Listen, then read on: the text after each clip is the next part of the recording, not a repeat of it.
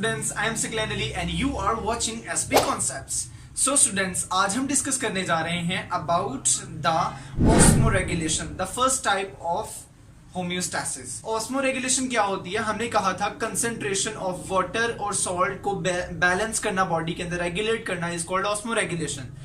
So students, अब तीन conditions हैं जिसमें सेल प्रेजेंट होता है according to water and salt concentration. यानी आप तीन कंडीशंस जो है ना वाटर के अकॉर्डिंग और सॉल्ट के अकॉर्डिंग पढ़ते जाओगे बार बार ऑस्मोरेगुलेशन के टॉपिक्स के अंदर.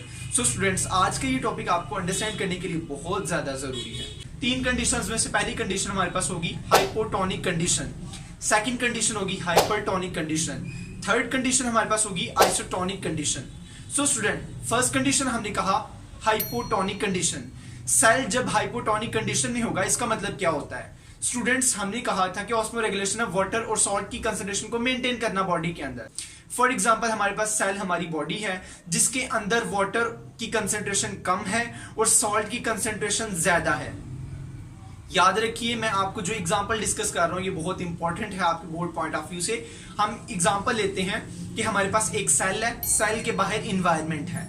जो इन्वायरमेंट है वहां पे हमारे पास वाटर की कंसंट्रेशन ज्यादा है और सॉल्ट की कंसंट्रेशन कम है, और हमारे पास जो सेल है उसके अंदर हमारे पास सॉल्ट की कंसंट्रेशन ज्यादा है और वाटर की कंसंट्रेशन कम है.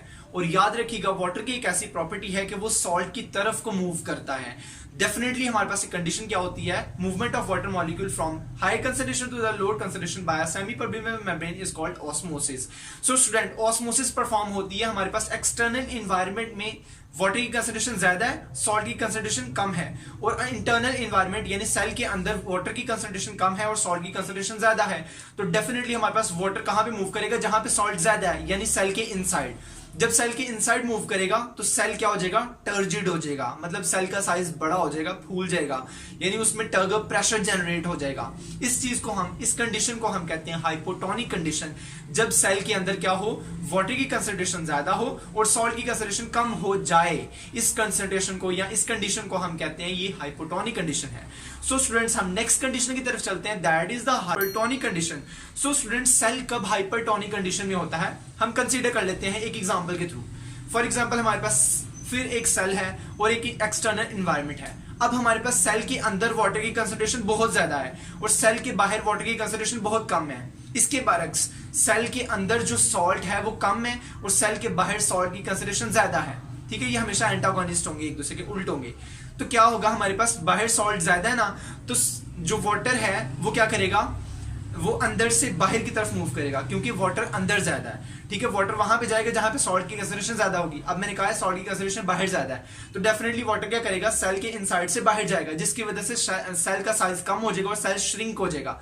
जब सेल श्रिंक होगा, इस प्रोसेस को या इस कंडीशन को हम क्या कहते हैं? Hypertonic condition. यानी ऐसी कंडीशन जो स्ट्रेस कंडीशन होती है जिसमें सेल क्या होगा?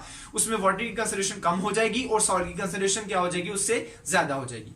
तो इन टर्न आपको ये समझना है कि हाइपोटोनिक क्या है? जब सेल के अंदर वाटर कंसंट्रेशन ज्यादा हो जाए और सेल टर्जिड हो जाए. और हाइपरटोनिक कंडीशन क्या है? जिसमें सेल के अंदर वाटर की कंसंट्रेशन कम हो जाए और सेल श्रिंक हो जाए. सो स्टूडेंट्स, आइसोटोनिक कैसी कंडीशन है? डेफिनेटली आइसो का मतलब होता है सेम, यानी इक्वल.